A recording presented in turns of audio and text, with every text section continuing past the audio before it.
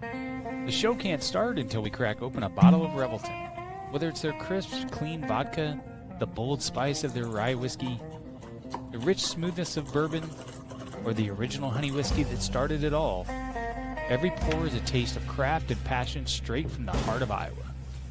So pour yourself a drink, settle in, and get ready to relax, laugh, and enjoy the show.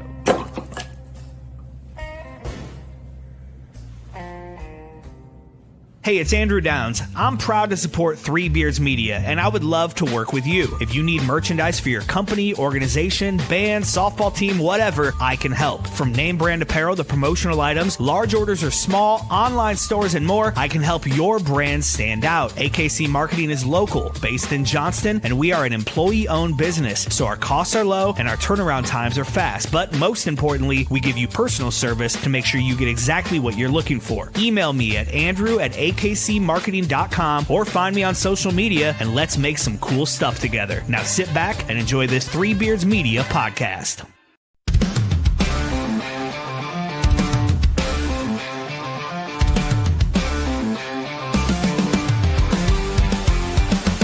On the top rope, get and kill the roar so loud. Black and gold waving, we're a fearless crowd. Under them lights, the fight burns bright. Greatest team assembled, ready for the fight. We stand tall, we stand true. Every game, every play, got the Hawkeye view. Legends rise, and we all knew that the black and gold's coming straight for you. From a top view, seen the whole state rise. With a heart so strong and fire in our eyes. On the field, on the court, in the stands, we shine. The best in the game, and the state is mine. Cover Hawkeyes, marking, watch them break that press. Jumping dimes, hitting threes, never second guess. Full court hustle, hit the sneak aside. With the fight in our veins, we wear that pride. We stand tall, we stand true. Every game, every play, got the Hawkeye view. Legends rise, and we all knew that the black and gold's coming. All right, good evening. I'm Andrew Barber, Drew Shipley, Hawk's Eye View here. And Iowa coming fresh off of a 38-28 Friday night victory in Piscataway against Rutgers, the Scarlet Knights. I think, Drew, let's start with this. Right into it. Usually we have a little back and forth about what's going on in our lives, but I want to go right into it this week. When's the last time you can remember an Iowa quarterback, when called upon, actually going out and winning the game for Iowa? When we needed them to, actually going out and getting it done. Oh, man.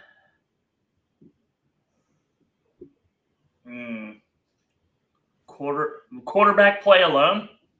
Yeah, obviously other guys have to make plays in that, right? But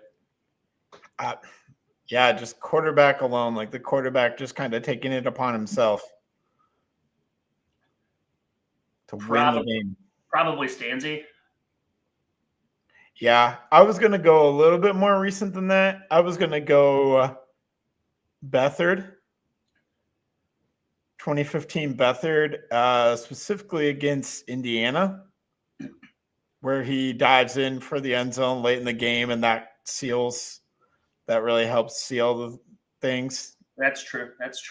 I would probably give it to 2015 Beathard, but yeah, before that, probably 09 Stanzi. 7 gets 6, McNutt. Yep. That drive against Michigan State. The whole drive, yeah, for sure. Yeah. If you're talking about a specific instance of a quarterback going to win a game, yeah, I would throw it back there. But yeah, honestly, I didn't remember the Beathard dive, so I appreciate the throw back there. But yeah, the Beathard dive and the Stanzi drive against Michigan State. Now, what it should have been is the Beathard to Tavon Smith touchdown, 85 yards, Iowa, Gus Johnson, and just shutting down the subsequent 19 play drive. Yes. Yeah. See, Beathard was responsible for that too. So Mark Gronowski, we're down 4, kind of on our heels in that fourth quarter. right? Because Rutgers had just gone down the field just like a hot knife through butter through our defense for their only touchdown in the second half. We gave up 3 touchdowns in the first half. That was their only touchdown in the second half, but it put us in a tough spot, right? And immediately after that, Mark Gronowski and the boys answered back. I think Gronowski ran it in, ended up running it in there. And then we forced a turnover. Our first turnover force of the season in the fourth quarter, the Rexroth pick, leading to Gronowski's 3rd rushing touchdown of the night. Right. But capitalizing on both those drives, then all of a sudden it goes from 28-24 with 10 minutes left to 38-28 Iowa with like 3 minutes left. And that's game. Right. We shut it down from there. But putting together 2 touchdowns in the final 10 minutes is something that I don't really remember. This is no. I mean, unless you're talking like when Iowa woodshed Maryland in 2022. 22, yeah. 22, 21. I was still in Iowa then. 2021, October. I mean, no, not really. Yeah, not with the game in the balance, right? Never with the game in the balance like that. Right. So I think that was huge. I think that was a big thing for the offense really the whole night, to have it rolling the whole night, to really go out and win the game for Iowa is nice. I think Mark's getting his groove because he went 12 for 18, 67%, 186 yards through the air. That's about 10 yards per pass. So he was pushing the ball down the field, and he ran for 3 touchdowns in one game. I think the last time any Iowa quarterback did that, I heard, was 1990. The last time any Iowa quarterback had 3 rushing touchdowns in one game was 1990, Matt Rogers. Wow. On that note, I want to play another trivia game with you, Drew. Okay. Mark Gronowski has 6 rushing touchdowns so far this season. Can you name the other 2 Iowa quarterbacks in the Ferentz era that have 6 rushing touchdowns in the season? There's 2 of them. 2 different guys. Brad Banks has to be one. Right? He is not. What? 5. 02, he had 5 rushing touchdowns. Oh my God. Okay. God. It's not even going to be anybody that's like of prominence either, is it? It's like, it's going to be one guy of prominence. tell me it's somebody like Jake Rudock. It's not. Okay. The 2 guys are, I'll give them to you, CJ Beathard and Nathan Chandler. Okay. Nathan Chandler and CJ Beathard each had 6. I did a little bit more research and went all the way back through the Fry era to see if I could find anybody with more than 6. Yes, Matt Rogers had 7. Before that, in 1968, Larry Lawrence had 10. And then in 1960, Wilburn Hollis had 11. And it gets real murky after that. Wilburn Wallace. Yeah, Wilburn Hollis. Wilburn Hollis. Yeah. So I'm talking single season rushing touchdowns by a quarterback in Iowa football history. I went back as far as I could on collegefootballreference.com, and that's as far as I could get. I couldn't get Niall Kinnick stats. Maybe those exist somewhere out there, because I think Kinnick technically played quarterback, right? I think so, but I recall his Heisman season being very low scoring across the board in college football. Like, I remember seeing, I think it was Scott Sipker's documentary, Niall Kinnick. Like, these games were won like, I don't know, 8-6, 12-3. Like, I highly doubt that he had 6 rushing touchdowns as a quarterback. Right. Yeah. So that's where I'm going. And also, the game has changed a lot. So I was going Fry and beyond because we'll call that the quote unquote modern era of college football because that started in 1979. Fair. So Gronowski is 2 rushing touchdowns away from being the Iowa leader in single season rushing touchdowns by a quarterback. And we're only a third of the way through the season. Yeah. So I think in our season preview, Drew, I said if he could run for 200 some yards and 6 or 7 touchdowns on the ground, that would be a wonderful season. That's already happened. He's already has a little under 200 yards and 6 rushing touchdowns in 4 games. So is he our team's leading rusher as well? That is a great question. I didn't actually look at that one. Because with the rushing by committee and the injuries across the board, I'd imagine he's got to be pretty close. I think Jazz is our leading rusher by a little bit. Yeah, Jazz has 198. Xavier Williams has 186. Gronowski has 143. Moulton has 90. TJ Washington has 95. McNeil has 80. So Okay. Jazz is technically our current leading rusher. No, I mean, there's no technicality about it. I mean, he either leads or he doesn't. So, I mean, yeah, he is. Right. So, yeah, that's just where I wanted to start because I think in this upcoming game against Indiana, given that Jazz is out, given that Xavier Williams is out, I think we're going to have to see 15 to 20 runs by Mark Gronowski in a game like this. That is a lot of runs for your starting quarterback. But to me, this is kind of the games where you have to pull that out because that's his strength, what you have to do with him. We don't have a big bruising running back. I think that's kind of the Jazz role. That's kind of the Xavier Williams role. Those are our bigger bruiser running backs. For sure. Moulton is probably our best bet of the guys that are healthy, but we don't really have – we have speed guys. We don't have power guys back there with the injuries as it stands. So we're going to have to power run Mark Gronowski a lot on Saturday, I think. And – you think back to, I know this is a different Indiana team, but that's what Notre Dame did to Indiana in the college football playoffs last year with Riley Leonard. They ran the death out of Riley Leonard, and it just destroyed the Indiana defense.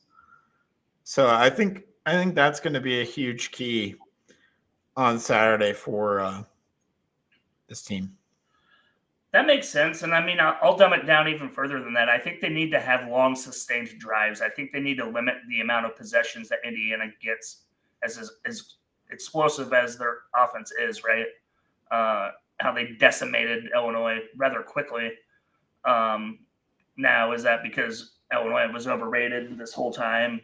Or Indiana's that good? A combination of both? I don't know. I mean, Illinois at the time was ranked number 9 and just got obliterated, right? So it's going to be limiting possessions, I think. It's going to have to just be long, sustained drives, like you said, like extend third down conversions got to be somewhere in the 40%, I think, to win the game. 40% third downs, like 5 of 12, something like that, somewhere in there. Yeah, those runs by Gronowski to extend the drives. I'm worried about the defensive side of the ball. So hopefully they only need to be on the field 22, 23 minutes of the game. Right. Dominate time of possession. I don't care. Run the ball all 3 downs, 3 yards, 4 yards, 3 yards, first down. I don't care. 15, 16 play drives.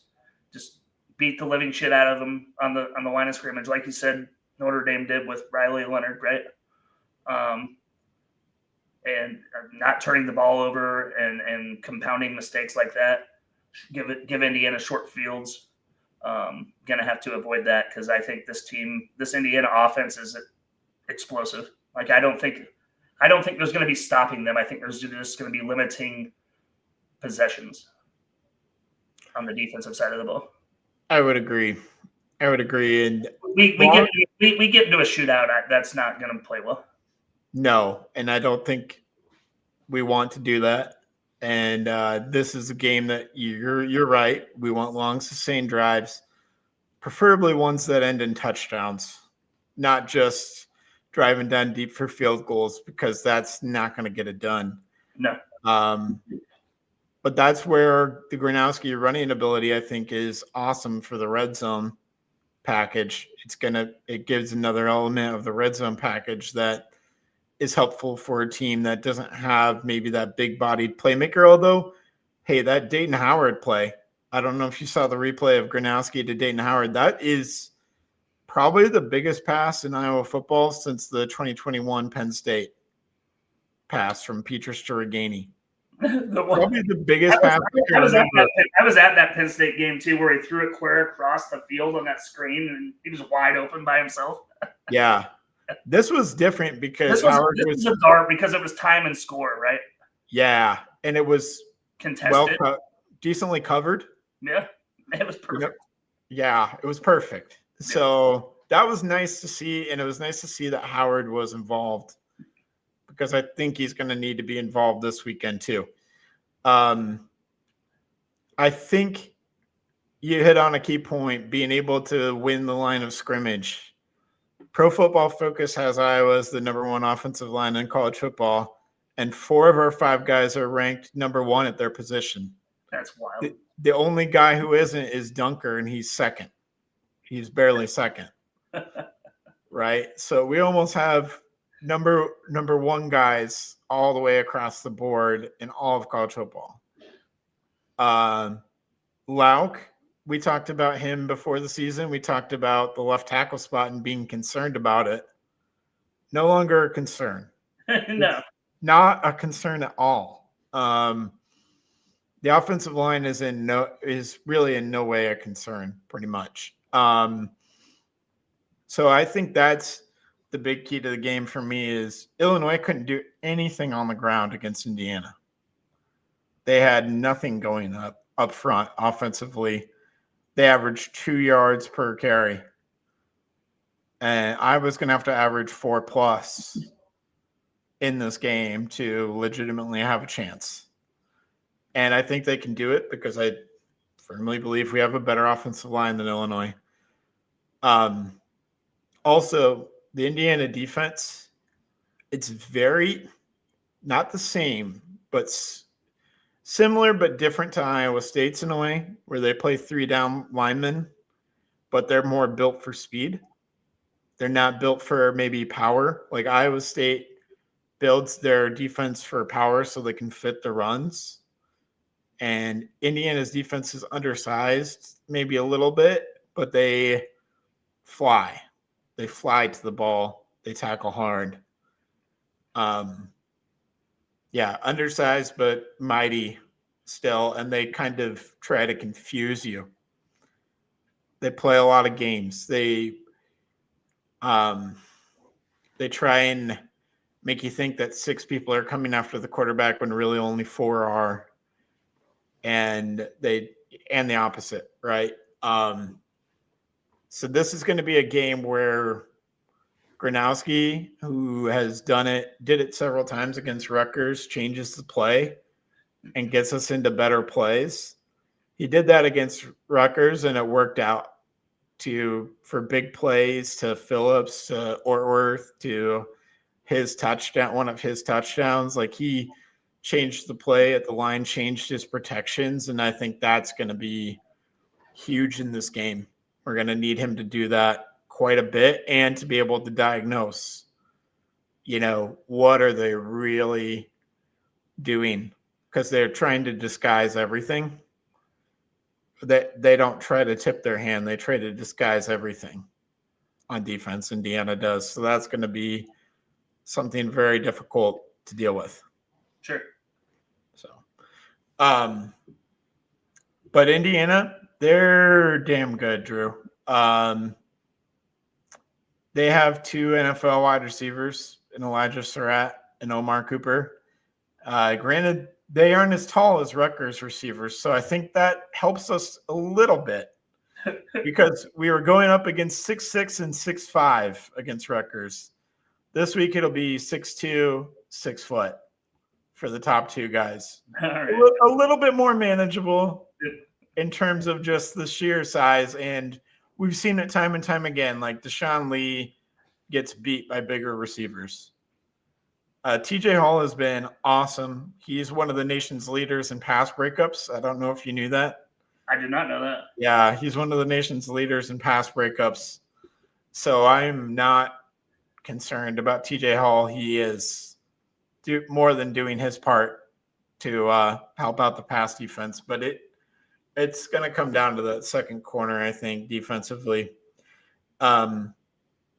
I also don't know if you saw this, but there's certain places that are putting out mock drafts that have Mendoza number 1 overall. As well as the new leader in the clubhouse of Heisman odds. Yes. And Kirk said as much. If he had a vote, he would vote for Mendoza. And, Kirk does try to compliment his opponents and play it up a little, but I don't really think he's doing that with his comments about Indiana because he said their offense looks like Ohio State. They have a Heisman level quarterback and he's good. So we talked about who are the best quarterbacks Iowa is going to face this season. It might just be Mendoza. Yeah, the way it looks right now. It could very well be. Yeah. So, this game makes me very nervous, Drew. I think there's a lot of reasons to be nervous. Yeah. I have a hard time getting a read on it, honestly. Just for the fact that it's in Kinnick, right? Because anything can happen there. And this isn't like you said, this isn't Ohio State coming in though. This isn't like number 1 Michigan coming in 2022 or whenever that was. Was that the 22 season? Yeah. I know that Indiana has a number 11 by their name, Drew.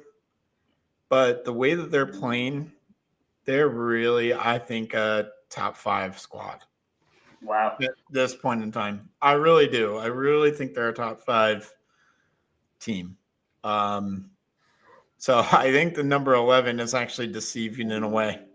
Okay, that's fair.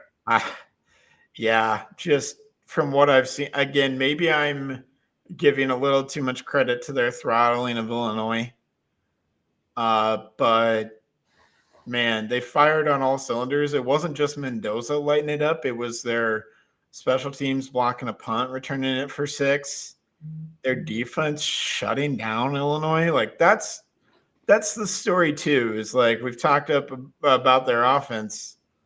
Their defense was lights out against Illinois too. Yeah. Luke Altmaier is not a scrub. No, I don't think so. I think he's a decent quarterback. So that, again, that's nervous time because there didn't appear to be any holes in the defense either. So I don't know what Iowa can necessarily exploit there. That will be interesting. One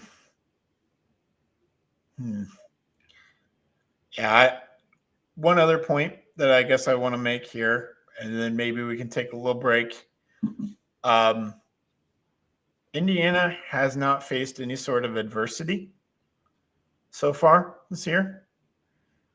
All 4 of their games have been at home. The only sort of maybe adversity that they've faced was Old Dominion was within 10 points, I think, in the fourth quarter at Indiana. And their first game of the season, I think it was. So that is maybe the only adversity that Indiana has faced thus far.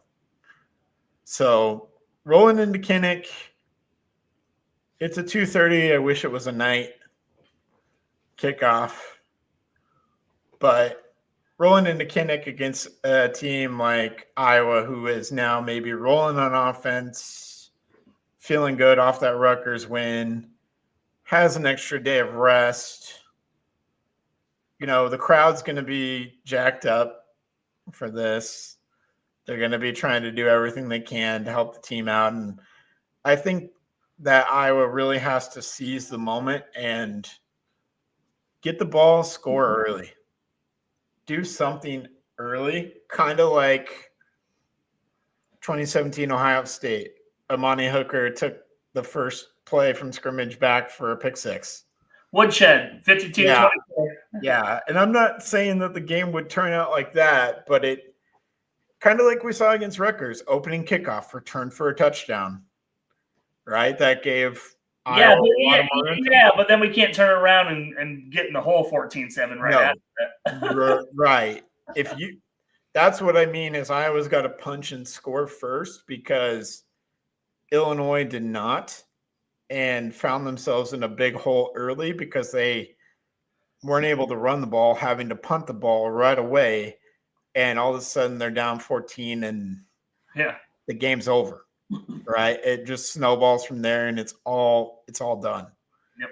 So Iowa can't find themselves in a spot, especially at home where they go down 14 in the first quarter, because then it's boat race time for Indiana.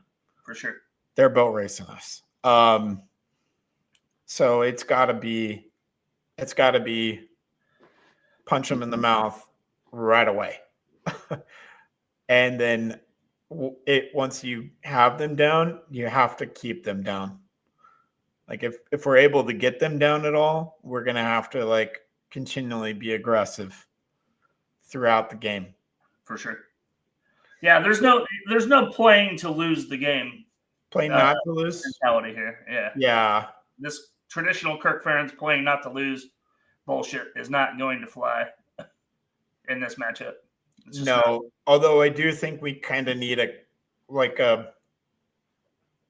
we just need weird things to happen. We just need, we need some sort of a Kirk Ferentz special, that you've seen over the years. That's kind of what I would define 2016 Michigan as.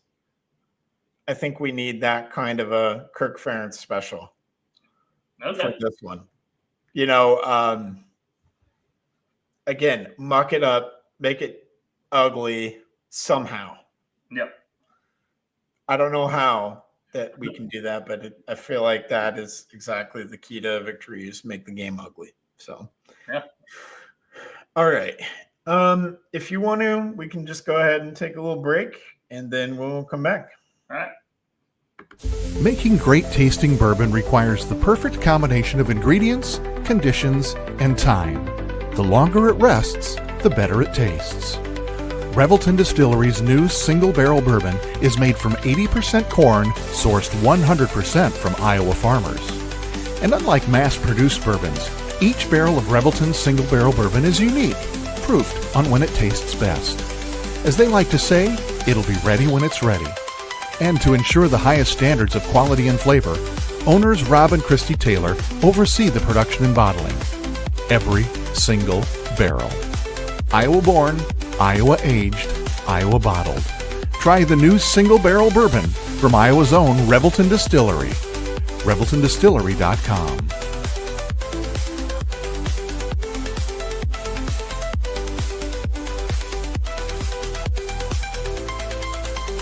Gentlemen, let's be honest. Finding the perfect gift for your wife or girlfriend isn't always easy. You want something thoughtful, stylish, and unique. And that's exactly what you'll find at Styled by JJ Boutique. Julia Bradshaw and her team strive to be your go-to boutique for casual, boho, and chic clothing and accessories, helping women elevate their style one piece at a time. Located right here in Johnston, Iowa, Styled by JJ brings trendy, high-quality fashion that boosts confidence without breaking the bank. So, if you're looking for a gift that says, I get you, instead of I tried, head to Styled by JJ Boutique. Because nothing makes her smile like feeling beautiful. Styled by JJ Boutique, where style meets confidence. Visit our Johnston location or shop online at styledbyjjboutique.com. Whether you're buying, selling, or refinancing your home, or if it's simply time to renovate the one you're already living in, you need an experienced mortgage professional to help you analyze your financing options and to make sure the closing goes smoothly. And that's exactly what you get when you call Kyle Lehman at Wintrust Mortgage. Kyle's experience and expertise, coupled with Wintrust's rates and programs, ensures you'll get the mortgage that's right for you. You may even qualify for down payment assistance. Before you reach out to a realtor, call Kyle and get pre-qualified, empowering you to start shopping for the home of your dreams. Call Kyle at 515-473-0546. Kyle Lehman, Wintrust Mortgage, 515-473-0546. Thanks to all of our sponsors. We appreciate you, and wanted to come back and talk women's basketball recruiting because we talked about it a little bit off air. Here we go. And yes, the women's basketball version of Trilly Donovan, aka Skim Milky, put out the Iowa GIF. What was it, yesterday? And then Brandon Clay of 247 Sports put a 10 out of 10 confidence meter for Iowa to land McKenna Velitsko. Our friend David Eichholt put an 8 out of 10 confidence meter for Iowa to land McKenna Velitsko. Depends on where you look. Some places have her number 6. I think 247 has her number 3 overall in the 2026 class, so meaning she'd be a freshman next year. Biggest recruit for Iowa women's basketball since Caitlin Clark, Drew. And also, in some ways, I would argue almost bigger simply because of the fact that there's not a tie with her being from Iowa. She's from California. Yeah.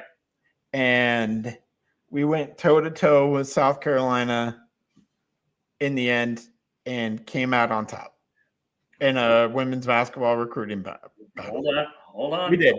Don't say that yet. We know how recruiting works nowadays, Andrew, is like they can say whatever they want to say until the 13th hour, until they actually sign on paper. And even when they do that, you can freaking decommit and go elsewhere. They'll find a loophole. That's what they pay attorneys for. Sure. I will. I'm not trying to poo-poo on I'm trying to rain on the parade here. I will say this one's definitely different in that regard. I don't think that's what's happening. I think there's maybe some last minute NIL stuff being worked out. It sounds like that is kind of the thing from Brad. I will tell you what, if in 2 weeks she hasn't committed to Iowa, I will chug a can of Diet Coke on these here airwaves. I hate Diet Pop. I hate it with a passion. I will chug a 12-ounce can of Diet Coke in 2 weeks to open the show if McKenna Velitsko does not commit to Iowa. So not next week, but 2 weeks from now. I'm holding you to it. Hold me to it. I'll do it. Because even if it takes 3 weeks for her to commit, chugging that can of pop was all worth it. But so that's one thing, but the timing of it is what I find to be awesome because Addison Bjorn, who's the number 9 overall player, is in town this weekend for a visit. So what better time than having Velitsko commit and then Bjorn on campus? I also know that Bjorn and Jenica Lewis from Johnston, who's a 4-star shooting guard, top 25, are tight. I think there's a chance. I also know that Vlitsko is tight with both of them. So I think there's a chance, right, that one domino leads to two more and maybe even a fourth. There's another top 50 gal shooting guard, Vienna Murray. No relation to the Murrays, Kenyon, Keegan, Chris. No relation. Okay. No relation to them at all. Sure, But again, top 50 recruit, shooting guard. There's a world where all four of those ladies end up at Iowa. If I had to make a guess, I would say Bjorn does not, but Lewis and Murray do, along with Vlitsko. So that's a pretty good class when you get arguably the number 3 overall player, a top 25 and a top 50 shooting guard in one class, and you've got Addie Deal, who's top 10. We've got Hayes and Hayden on campus too, who were both highly sought after bigs.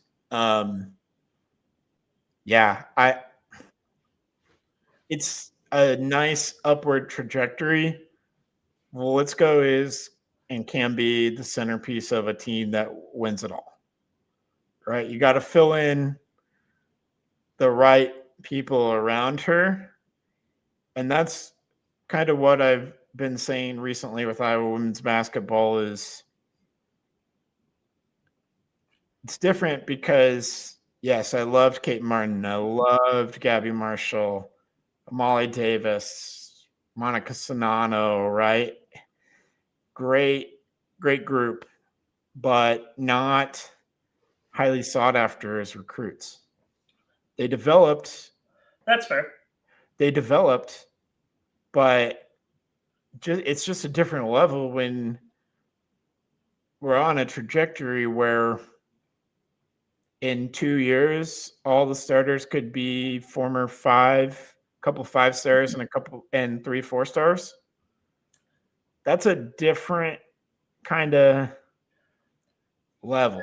That's the beginning of generational success. Yes, because landing Addie Deal was awesome, right? Because that bridges the gap.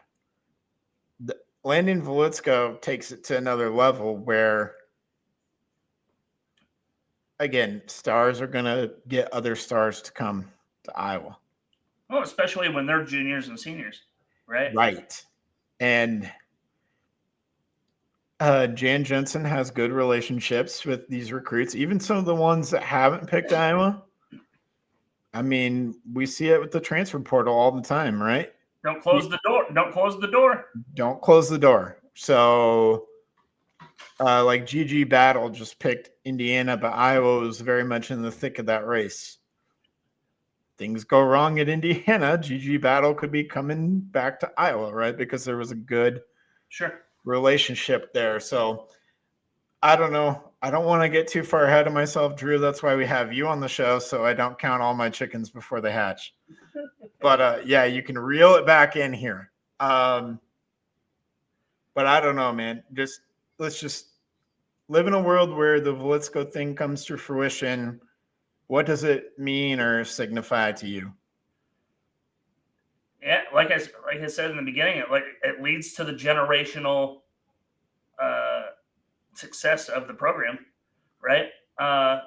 All starting obviously with Caitlin Clark and the success and the back-to-back national title championship appearances with the talent that, like you said, no disrespect to Kate Martin or Gabby Marshall or Monica Sonano or even Hannah Stolke. Molly Davis. Yeah, so when you get the ability to put 2 or 3 of those, I'm not saying that they're Caitlin Clark, no one is, but when you're saying that level of talent in the game available, right?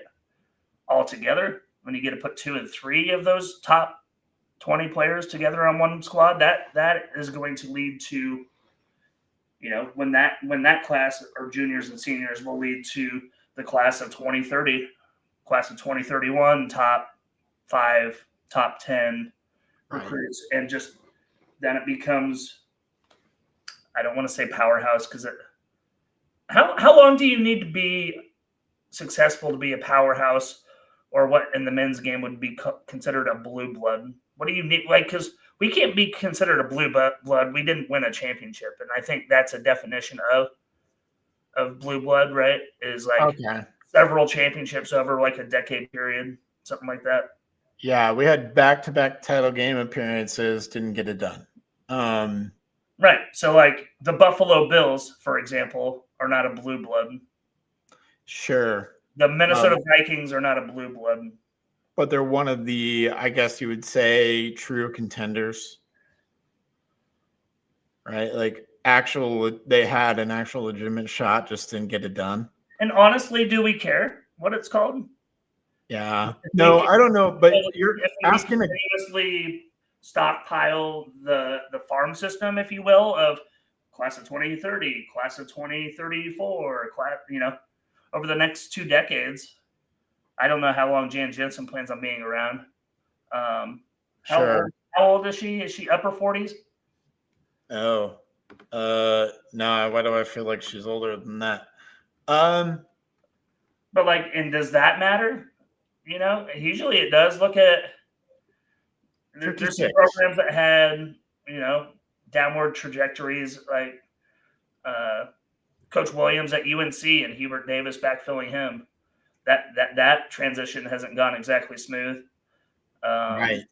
The Duke transition from Coach K wasn't all that great. Now, granted, they're still getting, because they are blue bloods, they're still getting top 5, blue chip, 5-star, whatever you want to call it, talent. But just not, I don't know, not producing into wins and championships. Right. And again, like I'm not guaranteeing Iowa's going to win a national championship in women's basketball. No, you'd much rather be in this space than not. Right. They're starting to get the building blocks of what I believe could be a championship winning roster. Yeah. I mean, let's go and deal are 2 players that you can build a championship team around. Man, if they were in the 23 and 24 class and they played with a senior Hannah Stolke, what does that roster look like? Right. What's that team look like? Holy shit. Right.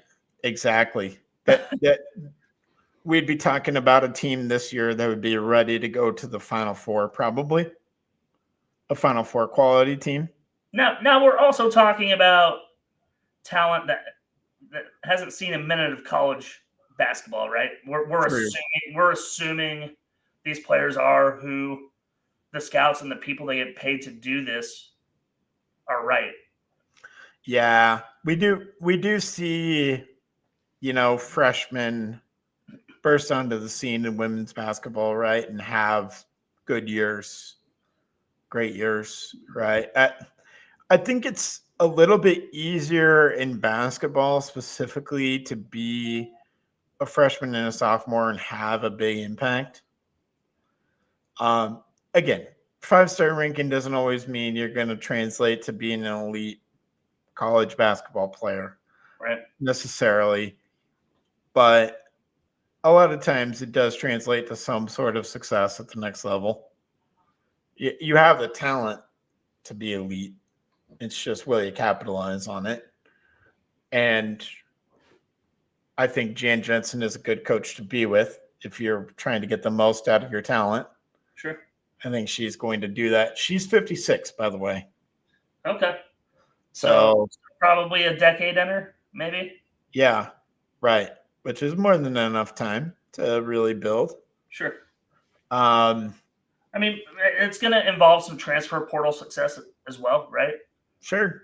And now, do you see anybody of the caliber?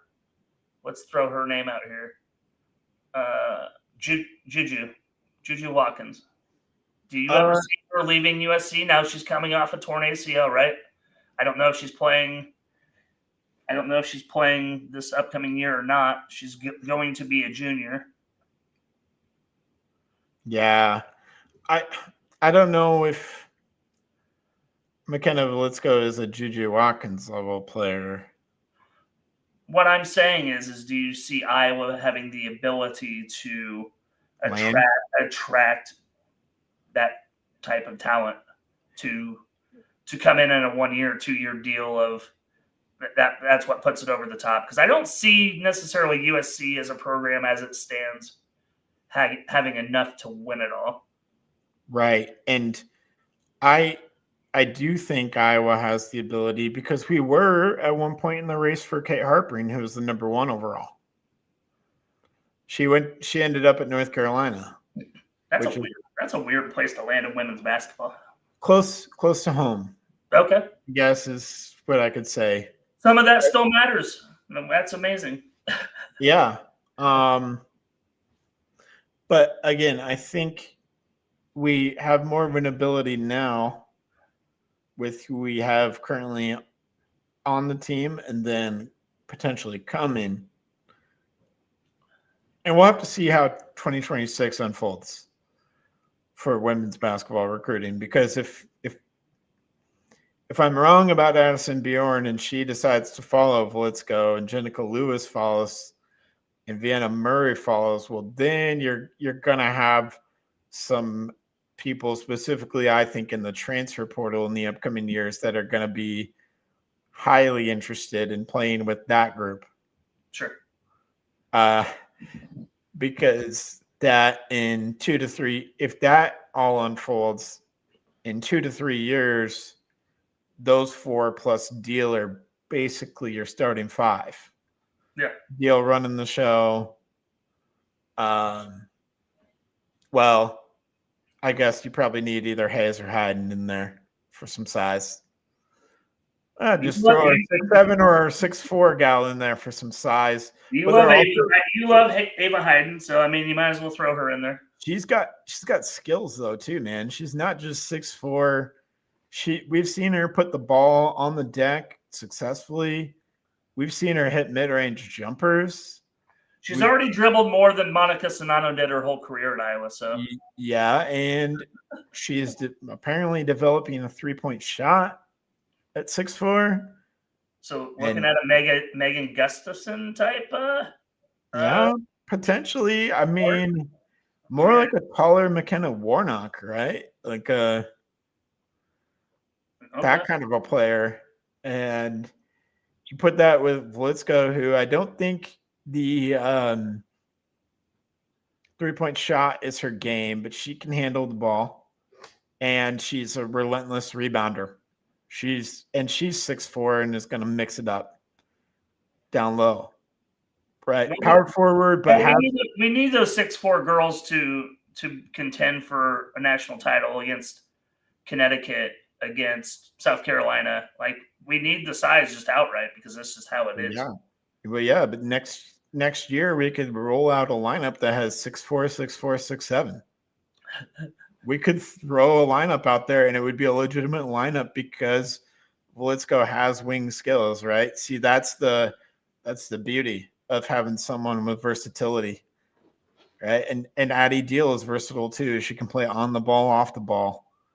We'll see her play on the ball and off the ball this year, right? And Jenica Lewis can do the same, and Addison Bjorn's another wing. So if she came into the fold, that would be huge as well. Again, we'd have a lot of lineup flexibility and versatility, and we'd be able to mix and match with basically anyone. Yeah. Basically anyone. So that's where I'm coming from. That's why I'm excited. Yes, it's awesome to talk about women's basketball in September. It really is. I love it. All right, Drew, I think we've sliced up the Indiana game every way we can. Before we make our predictions, biggest game in Kinnick for Iowa football since 2021 Penn State? Probably. Yeah, I think so too. And also, I'll say, because we made our preseason predictions, we both had this as a win, but with where things stand at 3-1 and just kind of the way that teams look, if Iowa drops this game, 8-4 is off the table.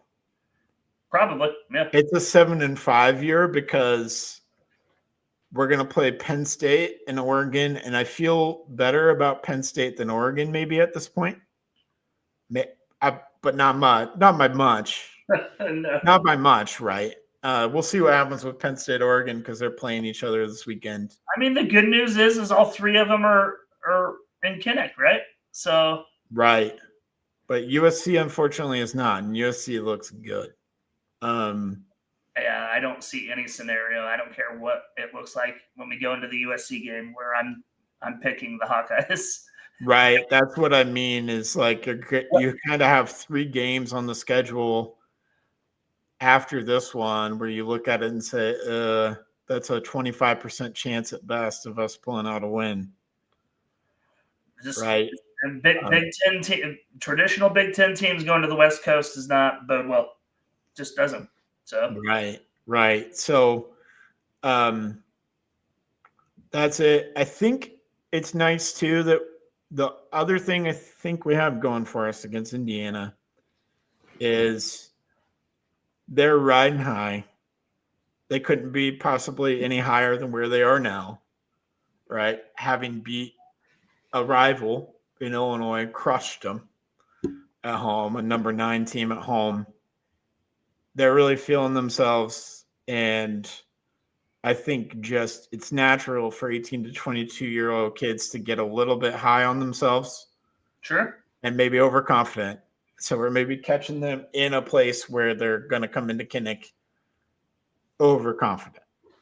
Sure. I would say that's probably one of the other things we have going for us. And some of them not probably understanding the daunting place that Kinnick Stadium has been in the past for teams. Sure. So with that said, I'm not going to pick Iowa to beat Indiana anymore. Not.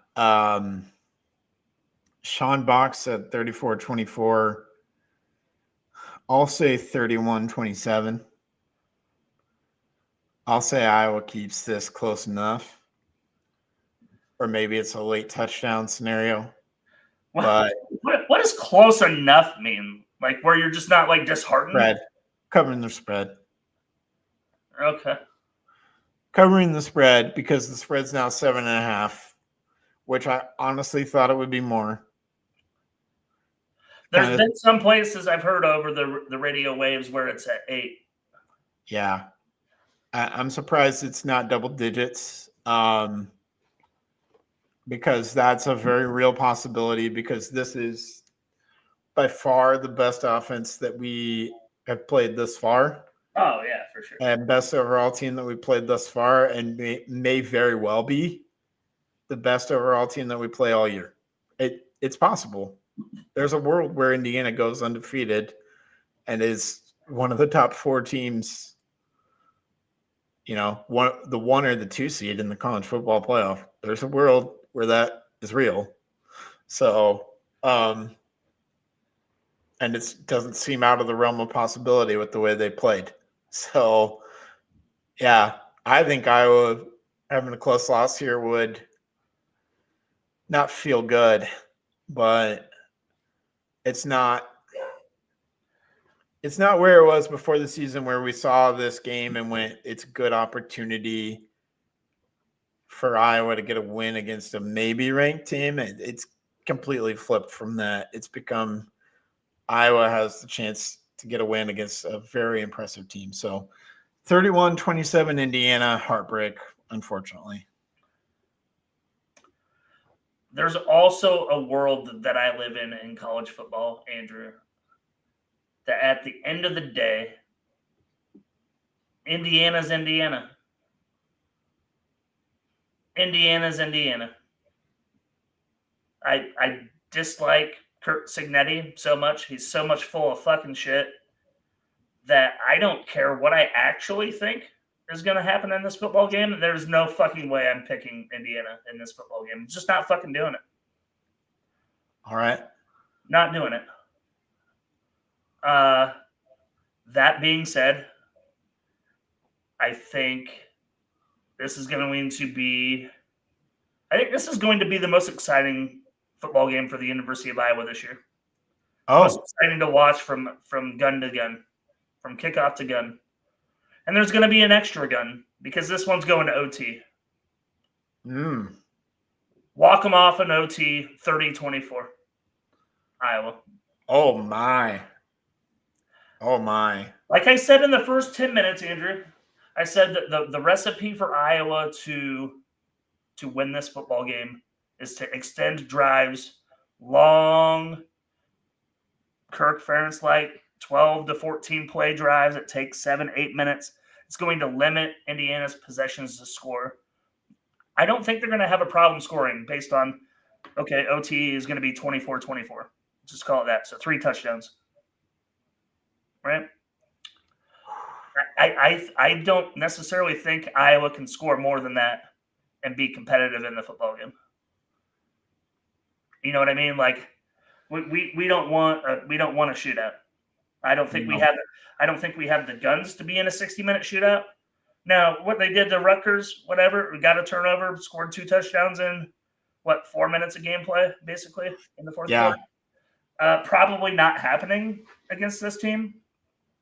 No. Right? So I'm looking at it in the scenario that I drew up when we started this episode of limiting possessions for Indiana, long sustained drives, third down conversions, 40% or better, force it to OT, walk-off touchdown. And I'll throw in there another part of the recipe that you need: flawless special teams in all facets of special teams. For sure. Punting, flipping fields, the field goal, wherever that 3 comes in for Iowa. Booming punts, any field goal attempts, immediately through the uprights. Weather looks beautiful. There shouldn't be weather considerations, right? It's not going to be crazy windy or rainy. It's going to be unseasonably warm for this time of year. And maybe a blocked kick or a return touchdown or something like what we had last week. Probably going to need Weechin to make great plays. Yeah, a block punt would be great. Let's do like a la 2009 Penn State, Adrian Claiborne. Right up in front of the home crowd. Yeah.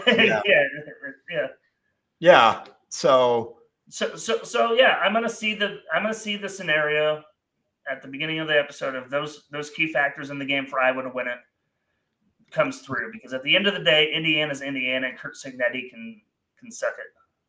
Yeah, the more and more I read and learn about Signetti, I dislike the guy. I hope Iowa does pull it off, because his little famous line of "Go Google me." I'm going to change his Wikipedia page for him. I'm going to make Kirk Ferentz his daddy. That's what I'm going to do. Yeah. It'd be great if Kirk made a Google joke in the post game if we won. If Kirk makes a Google joke, well, then we're all the way back. We're all the way back. Kirk 3.0, baby. Let's go. Kirk 5.0 at this point. I don't even know. Oh, yeah, 5.0 Google joke Kirk. That'll be the day. No. Yeah. That's what I'm going to do. I'm going to be the new author of Kurt Signetti's Wikipedia page after that game if they pull this shit off, for sure. I will screenshot it quick enough that we can put it on Twitter. Okay, great. Yep. Great. Yep. We need to put that on Twitter. Everybody will know who authored it. It was we will. I don't think you can get in trouble for that, so we're good. No, I don't think so. They just take it down. They just quickly correct it. Yeah, this is false. Yeah, I think I put Nate Stanley as the owner of Jack Trice once on the Wikipedia after that failed punt. Remember that botched punt game where Yeah, Stanley was the quarterback? yeah. Yeah, I put Nate Stanley as the owner after that of Jack Trice. So Oh God. Yes. yeah, That's wonderful. yep. So I've had a lot of Wikipedia hijinks in my day. Did we want to end this podcast with some other picks? Because it is a big week in the Big Ten. I feel like we've been missing out a little. There's a big week across college football in general. If you want to pick like the top games we can, stay tuned here to the Three Beards Media platform of shows. We have Chair Shots and Chokeholds with Jake and JT and Joe coming up here 8:15, I believe. So Crap. We got to run off the air. We'll leave the studio for those guys here shortly. But yeah, if you want to pick like the top 3 games, there's a few really good matchups, which unfortunately kind of overshadows the Ryder Cup this weekend. Yeah, let's just keep it Big Ten focused, right? Because Okay. we're mainly an Iowa podcast, but also a Big Ten podcast a little bit. Yep. USC, Illinois, USC 6.5 point favorite. 60.5 over. I like the over here. But give me USC to win. Where's this at? At Illinois, 11 a.m. That's the only thing that gives me pause. Could be kind of a sleepy start for the Trojans potentially. Yeah. Still talent across the board. What Indiana did to Illinois. Yeah. Illinois might be reeling. So give me USC covering as well. Yeah. Oh, nice. My mom texted me during the show to let me know that Jane Jensen is 56 and will be 57 in December. Thank you. We got our stat correction mother here. Thank you. No. Next game. Well, let's just go down. Rutgers, Minnesota. I'm going to take the Scarlet Knights on the road against Minnesota. I will as well. Yeah. Number 1, Ohio State at Washington. Ohio State only 7.5 point favorite. They opened at 9.5. It's come down. I think Ohio State wins, but I think it's close. Is this Pac-12 after dark? Is this Big Ten after dark? It's 2:30, just like Iowa, unfortunately. 2:30, so that means the game is kicking at 11:30 in the Pacific Coast. 12:30. 12:30, I think, on Pacific Coast. 2 hours behind Central. Oh, I thought it was 3. Okay. Either way, it doesn't matter. Ohio State. Give me Ohio State covering. Yeah. I love Washington. I think they're going to cover. But UCLA, Northwestern, and the Nobody Cares Bowl. Northwestern, probably. Give me Nico. Okay. First win of the year at Northwestern. Baby. Yeah, baby. Oh, my. And then Oregon, Penn State. Penn State 3.5. Give me the under for sure. Because it's 52.5. Give me the under for sure. I saw that on Barber's Best Bet. Yeah. Give me Oregon though to win. Win outright? Win out. Right. I'm going to go ahead and take the points, but I think they win outright as well. If you're giving me 3 and a hook, I'll take the hook, say thank you. But I think Oregon also wins outright. Yeah, I'm with you. All right. I guess we can do Ole Miss LSU, the Kiffin Bowl. Got a little more interesting now. I don't know if you saw all the drama. Yeah, Kiffin's daughter's dating a LSU linebacker or something. Yeah, it's getting real weird out here. We need Taj.0 on this. We need a Kiffin's corner. We need Jack Mack from Barstool on the case. I think he is already. But give me the running Rebs. I hate LSU so much because of Lane Kiffin. Give me LSU. You mean you hate Ole Miss? Yeah. Okay. Yeah, I'm sorry. Yeah. Alabama, Georgia. Georgia rolls. I think so too. Oh, And our friends and Ames, I guess they host undefeated Arizona. I don't think Arizona's very good. I think this turns into an Iowa State blowout because I don't really think Arizona's very good. I think it's closer than most people predict, actually. I think Arizona's – actually, I think outside of Texas Tech, I think the Big 12 conference is average at best. Yeah, I would actually throw TCU in there and Texas Tech. Okay, yeah. I'd throw TCU in there. I would be okay with that as well. But I think this is a one-possession game, actually, so I'll take Arizona in the points. Oh, okay. Nice. All right. Well, hopefully the Hawks can pull out a big victory. Drew's predicting it. I am not. But we thank all of you for listening. We'll be back next week with our men's basketball preview and a special guest. So tune in, and we'll be back next week at 7. So thank you all for listening. Have a great night. Go Hawks. Go Hawks. Talking football, talking hoops, every sport in between. IOWA, yeah, you know what I mean. From a hawk's eye view, see the whole state rise. With a heart so strong and fire in our